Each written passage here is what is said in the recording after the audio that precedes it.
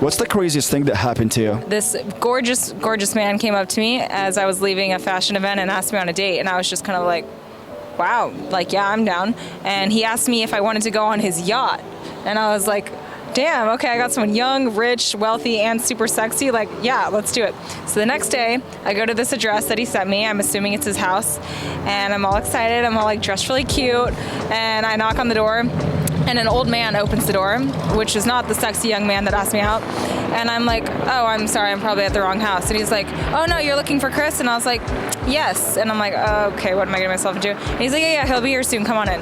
So I go in, and I just started modeling, so I'd never been around any sort of thing like this. I go in, there's plenty of old men, plenty of young models, everyone's doing coke, lots of alcohol, and at that time I barely even drank, so I was just like, wow, this is a lot. Anyways, Chris ends up coming, and I'm like, hey, like, what happened to like our date with your yacht? And he's like, hey, nice to see you. Says hi, doesn't talk to me the rest of the time. Makes his rounds with all the models, and then I quickly realize I'm one of the many girls he invited. So we get on this yacht, and then I kind of realize this is what my agent had warned me about, which is what they call a promoter, aka human rat. They essentially take around models to clubs, parties, things. They get paid from these old guys to have like a bunch of models show up. And so now I'm on this yacht in the middle of a body of water. I cannot escape. Old men are hitting on me. Young girls are doing coke.